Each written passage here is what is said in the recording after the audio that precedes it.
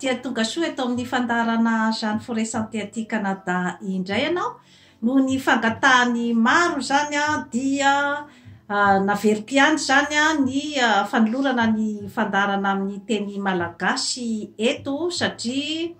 maro zany ny taraina hoe tsy dia azonay loatra zany ny amin'ny teny frantsay fa ny antony moa zany dia ny hoe maro dia maro koa nefa ny zany ny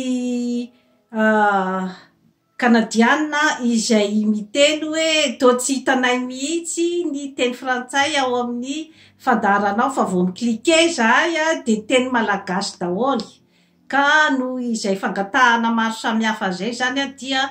tapa-kevitra zany ny hoe anao azo roa indray ohatry ny taloha zany ny tenako na dia somary manahirakirana ihany fa dia tsy maninona moa zany fa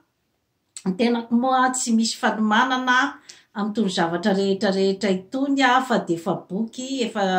novakiako daholo zany no hoe atolotra anareo eto ary ny filazana ny zavatra rehetrarehetra eto dia zavatra misy profo daholy fa aza matahotra tompoko lahy sy tompoko vavy tsy manorovoina anareo ny tenako raha miresaka momba ny psychothérapie zavatra ao anatin'ny boky daholy ary ao anatin'ny fikarohana daholy zany no hitondrako ny loha-hevitra rehetrarehetra eto fa aza manay ny hoe sao de anorovoina anay i madama Jeanne Forêt tsy atompoko satria ny fandaharana dia fandaharana ijanona mandrakizay ho an'ny taranaka any aoriana ary dia fandaharana izay nisy fikarohana maro zany avy ety amiko tao anatin'izay rehetrarehetra izay. Ny boky ho adiaditsika an'io zany dia boky izay nosoratan'ny psychothérapeute malaza dia malaza zany dia ramatoa Robin Norwood. Izy zany no nanoratra ny boky hoe Ces femmes qui aiment trop. Ty zany ny titre. Ka nisy succès be ty boky ity ary nanampy vehivavy maro dia maro eran-tany zany taty Amerika Avaratra, tany Eropa sy eran-tany ny boky nosoratan'ity ramatoa ity satria ny zavatra izay nolazainy tato zany dia fandinihana karazana tantarana vehivavy zany maromaro izay hoe tao anatin'izay fitiavana be miopapan'izay zany dia nandeha tany amin'ny tsy fahombiazana zany teo amin'ny fifankatiavana ary ny tsy fahombiazana matetika eo amin'ny fiainan'ny olombelona iray zany dia rehefa besaka loatra mitafitafo be loatra zany ny fitiavana dia mety hitondra zany any amin'ny tsy fahombiazan'ny olona iray satria inona ny antony rehefa maro dia maro loatra tsy voafetra tsy voafehy ny fitiavana dia manjary miteraka ny ataontsika hoe karazana fanararaotana zany amin'ny olona izay anolorana azy ka izay zany no tokony andanjalanjana zany ny fitiavana izay omena eo amin'ny fiainanao satria eo koa matsy zany no miteraka ny ataontsika hoe zany hoe fanabakana ny mpanabaka sy ny abakaina ka raha ohatra ka hitanao amin'ny fiainanao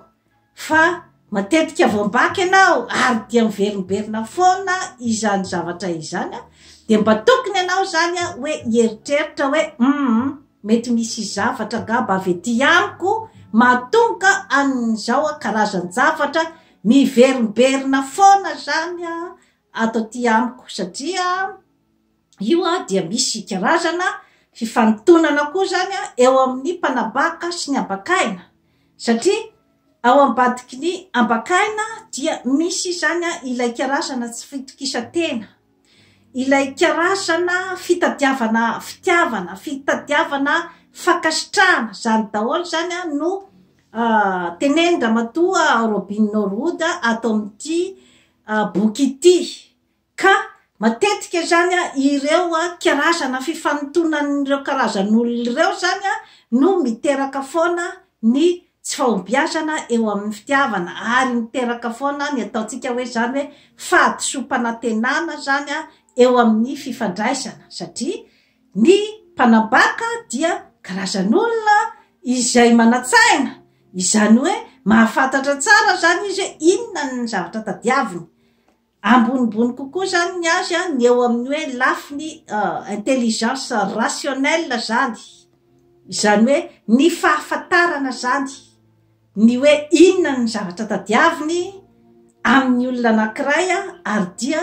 ny hoe misy koa ny ataontsika koa zany hoe ny personnalité narcissike zany hoe ilay olona zany tsy mikatsaka afa-tsy ny tompontsony rehefa amin'ny fifandraisana fa ny tompontsony olona izay mifanerasera aminy zany na mifankaty aminy zany de tena tsy fantany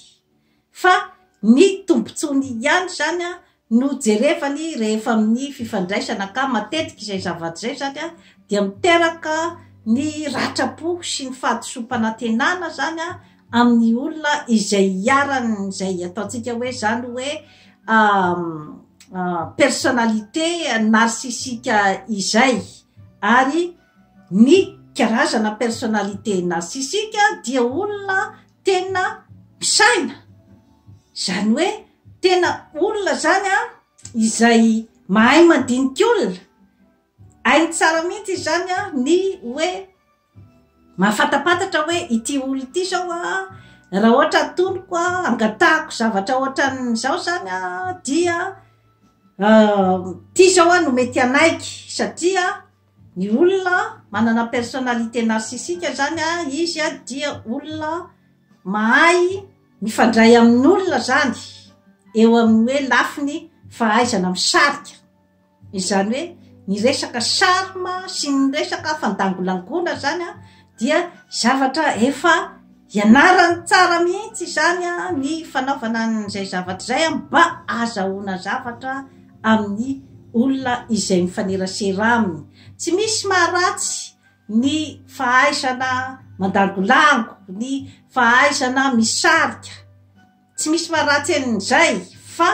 rehefa kosa hoe mba ao anatin'ny ataontsika hoe fifanakalozana izay iteraka tombotsoa ho an'ny rotota dia tsy misy maharatsy an'izany fa ilay hoe mivadika fifanambakana zany ilay fifandraisana eo zany matetika no ipoiran'ny fifanafitohinana ka ato anatin'ity boky ity zany dia mitantara zavatra maro dia maro zany Ramatoa Robin Norwood amin'ny hoe resaka fifandraisan'ny mpifankatia maro dia maro zany ny zavatra teneniny ato ny hoe misy karazana vehivavy zany izay hoe mimenimenina fa tsy mety mahita ny olona izay tadiaviny amin'ny fiainana ary betsaka ny menimenina fa hoe tsy ambinina zany eo amin'ny fifankatiavana ka rehefa natao zany ny fikarohana amin'ireo karazam-behivavy ireo dia manana an'izay hoe fombafombany hoe vehivavy be fitiavana be loatra zany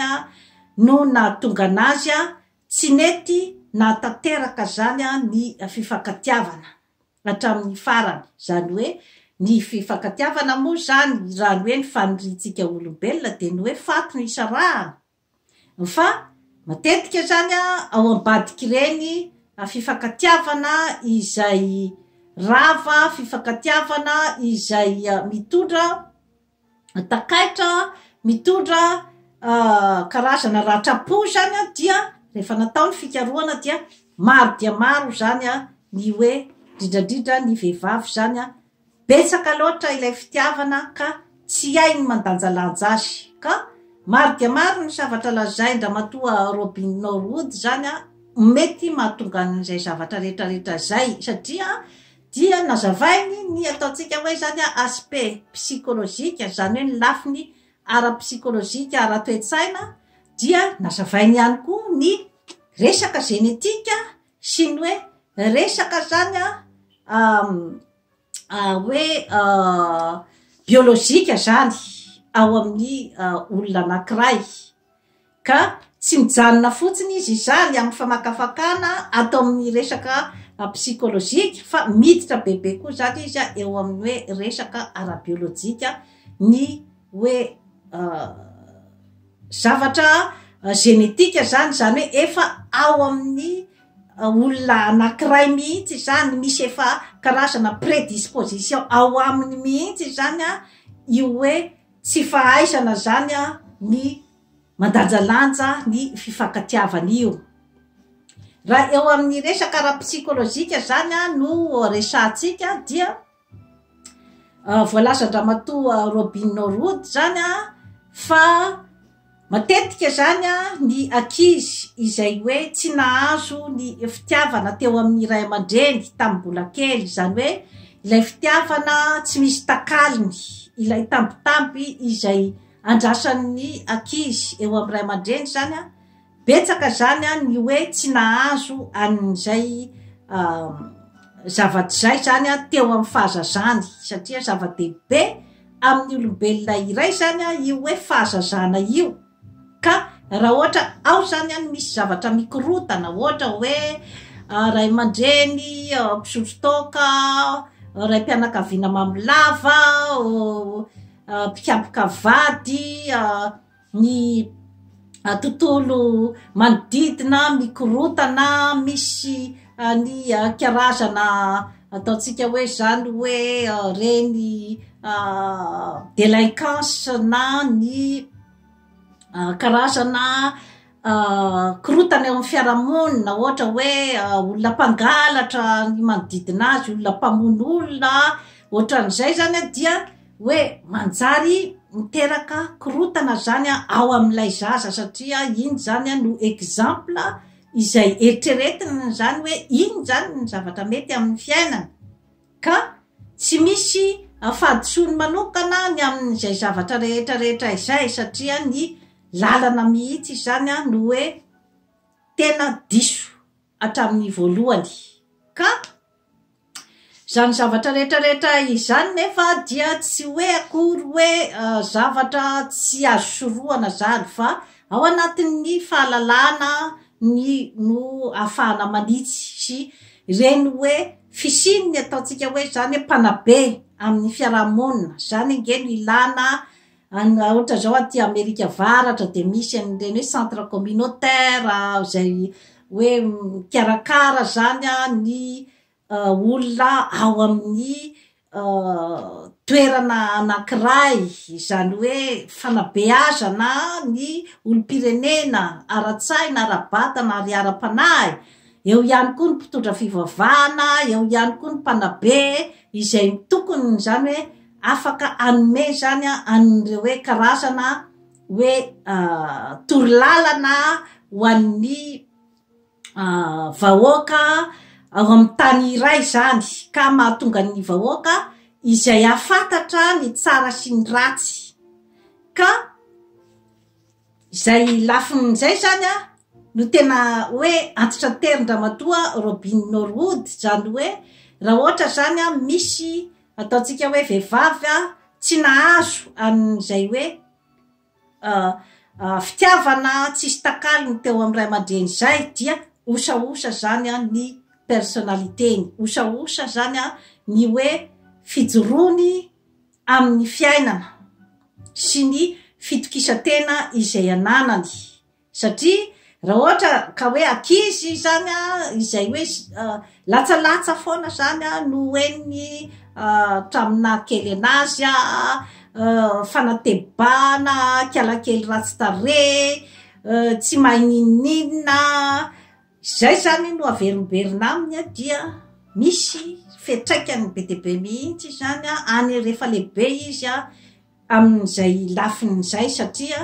mijanona ao anatin'ny subconscience zany zay zavatra zay dia izay no mitondra azy zany amin'ny fifandraisany rehefa any aoriana zany miaraka amin'ny olona izay mifankatia aminy izay ilay hoe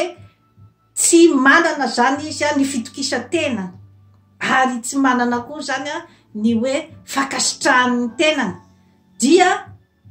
rehefa mifankatia amin'olona zany izy aty aoriana dia mieritreritra foana izy zany fa hoe miatra azy zany ilay lehilahy miaraka aminy izany hoe tsy mahatokony ny valeurany izy zany dia mieritreritra fa tokony zany hoe anome betsaka zany ny fitiavany an'ilay olona miaraka aminy rehefa teoriana ilay lehilahy miaraka aminy zany dia iny zany ilay hoe manaiky zavatra maro izay tsy tokony hoe hoekena zany amin'ny hoe maha olombelona matetika zany ireo karazana vehivavy reo dia ilay hoe miaritra lehilahy izay tsy tia azy zany mikapoka azy manao tsinotsinona azy dia eritreretiny zany normal zay zavatra zay satria hatramina kely azy rehefa naverimberina taminy foana zany ny hoe olona tsinotsinona izy dia eritreretiny fa normal zany izay zavatra zay rehefa lehibe izy kanefa dia maro dia maro zany ny hoe zavatra hita zany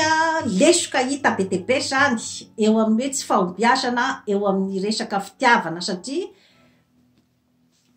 misy zany ilay fieritreretana hoe raha ohatra zao vehivavy iray izany ka amikitra mafy dia mafy izy zany amin'ny lehilahy iray izay hoe mifankatia aminy dia mena azy daholo zany ny karazany zavatra rehetra mena ny vola mena ny tambitamby à l'extrême mihitsy zany dia tadiavina daholo zany atao daholo zany ity zavatra rehetra zay malifaly ny lehilahy izay miaraka aminy nefa mifandrika nefa zany ao ambadiky zay zavatra rehetra izay de ny hoe ny lehilahy izy rehefa miaraka amin'ny mifankatia amin'ny vehivavy iray zany dia ny sainy azy ny miasa ny sainy sy ny masony ka zavatra efa voajanahary ao aminy zay zavatra zay tsy misy afaka manovan'izay satria izy efa mipetrapetraka tsara ny hoe mahafantatra tsara izy hoe inona no itiavany an'ity vehivavy iray ity ary fantany tsara mihitsy koa ny hoe amigony ve sa tsy amigony ny vehivavy iray ka io resaka io koa zany dia mila ny fieritreretantsika vehivavy satria tsy afaka hanova mihitsy ianao rehefa hoe vehivavy ohatraohatran'izao zany no agoniny raha namana iray dia tsy afaka hanovan'izay ianao na anao hoe karazana fisaliana amin'ny fomba maro samihafa ianao zany ny hoe hitazomanao azy dia tandremo fa vomaika mety mampatahotra azy satria eo ihany koa ilay ataontsika koa zany hoe ilay fitiavana ny liberté eo amin'ny lehilahy zany ka raha ohatra ka tia an'izay liberté zay izy nefa manelingelina azy zany ilay karazana zany hoe fisariana be loatra avy any aminao zany hoe ianao zany de tena ilay hoe tena mipetaka be loatra de tena ohatrany hoe manjary miétouffer ny fiainany zany miétouffer an'izay libertény zay dia zay no mahatonga ny hoe lasa mitsoka le lehilahy satria matahotra an'izay libertény zay izy ka eo koa matsy ny ahafantarana ny hoe atraiza zany ny fitiavan'ny lehilahy iray ny vehivavy de ny hoe mafoy ny libertény izy zany zay zany de isan'ny profim-pitiavana satria rehefa manaiky izy zany ny hoe andeha ho any amin'ny fanambadiana zany dia efa karazany zany hoe mamelan'izay libertény zay izy zany ka eo matsy zany no hoe isariana zany ny amin'ny hoe sariana ny sainy tovovavy zany ny amin'ny hoe tandremo ny fitiavana mitafotafo be loatra zany amin'ny fiarahana amin'ny tovolahy indrindrandrindra misy zany betsaka ilay hoe rehefa matahotra ny sarahana ohatra de savaina daholo ny poketra andrangah, savaina ny ordinateur de iza taiza dia manjary mety manimba be de be an'ilay fifankatiavana izay zavatra zay. Ny fahasarotam-piaro be loatra dia vokatry ny tsy fitokisa-tena. Saro-piaro daholy ny olombelona rehetra amin'ny olotiny. Fa raha ohatra ka hoe tafahoatra loatra zany io fahasarotam-piaro io dia mety andeha any amin'ny tsy fahombiazana izany. Maro koa zany ny hevitra diso eo amin'ny vehivavy ny amin'ny hoe ny fanoloran'ny tenany zany amin'ny firaisana ranofo no eritreretiny zany fa hoe iny no itiavandra lehilahy azy bebe kokoa zany, na ny hoe ahafahany mamikitra amin'ilay lehilahy. Nefa maro dia maro koa zany ny fahadisom-panantenana amin'izay zavatra izay, satria manjary hoe lasa diso fieverana zany ilay vehivavy, satria mety ho diso fietefa ilay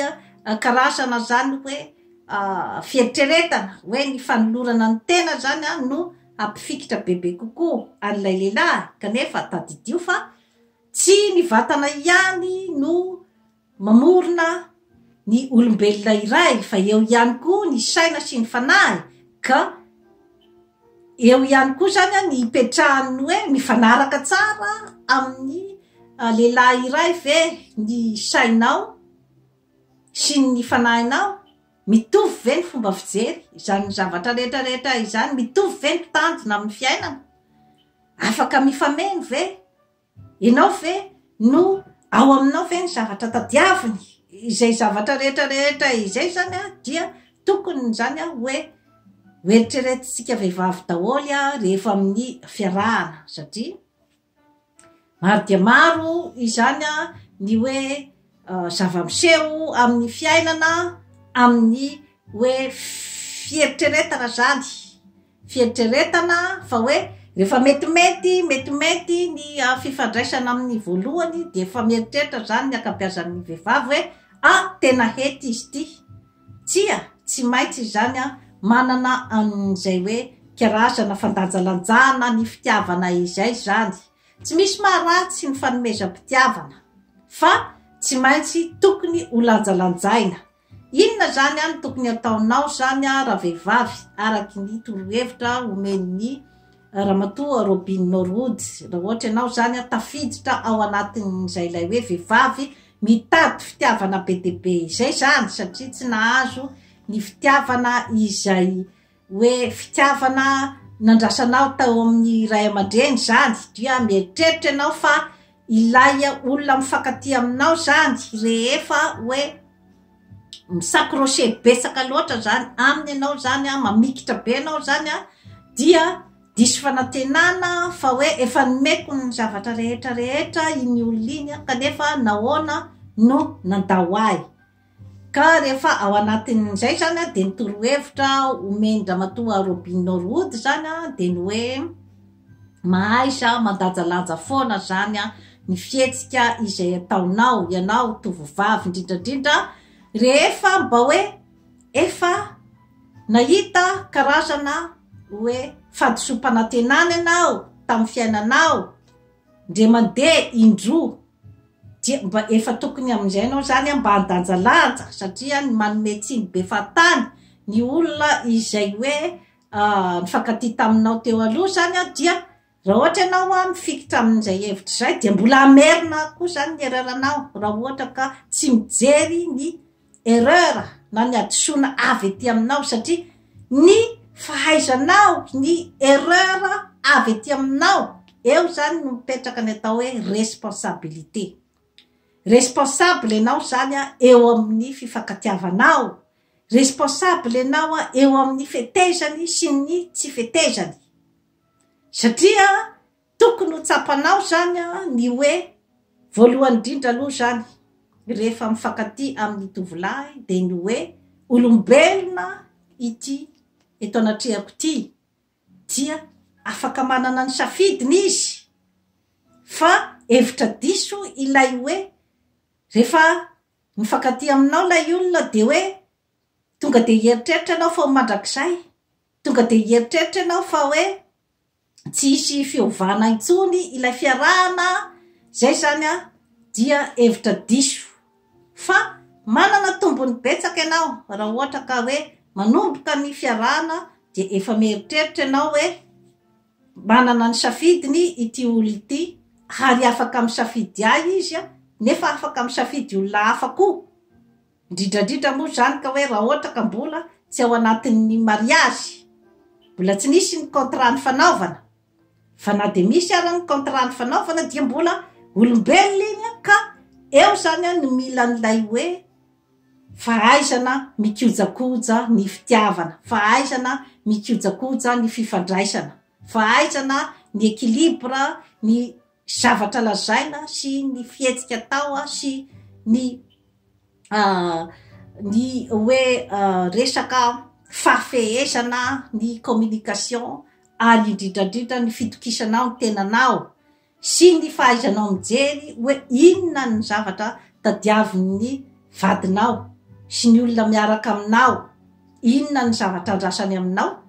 ary ianao koa mba tokony mahay ihany koa mijery ny hoe inona koa no zavatra mba azoko amin'ity fifandraisany ity. Eo zany no mipetraka koa ny atao hoe karazana fitiavatena kely tsy maintsy mba asiana izay hoe fitiavatena izay tsy de misy maharatsy azy zato isan-jato akory ny fitiavatena fa rehefa hoe mba mametraka koa zany ny hoe aja mamboninahitra ao anao dia tokony hijery ihany koa zany ny tenanao satria rehefa tsy mahay mametraka n'izay aja mamboninahitra zay eo amin'ny fifandraisana na amin'ny lafininina na amin'ny lafinina na amin'ny finamana na amin'inona na ny fifandraisana amin'ny fiarahamonina na eo amin'ny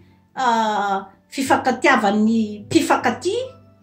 rehefa tsy mahay an'izay hoe mametraka ny aja mamboninahitra ao zay ny estime de soi sy ny confiance en soi dia asagaka raha ohatra ka ny olona izay mifankaty aminao foana zany no hitady ny tombontsoa rehetrarehetra izay tadiaviny aminao fa rehefa ianao tsy ahay ametraka hoe inona koa no zavatra mba azoko amin'ity fiarahana ty, inona koa no mba fanajana izay hoe omeny olona izay miaraka amiko eo no mapety ny fifankatiavana rehetrarehetra satria ny vehivavy izay be fitiavana be loatra zany araky ny teny ramatoa Robin Norody dia diso foana zany fomba fijery ny amin'ny hoe rehefa miaritra zavatra betsaka zany ny kapoka sy ny latsalatsa sy ny sisa sy ny fanararaotana zany dia mieritreritra zany ny vehivavy iray fa izay zany no itiavany ilay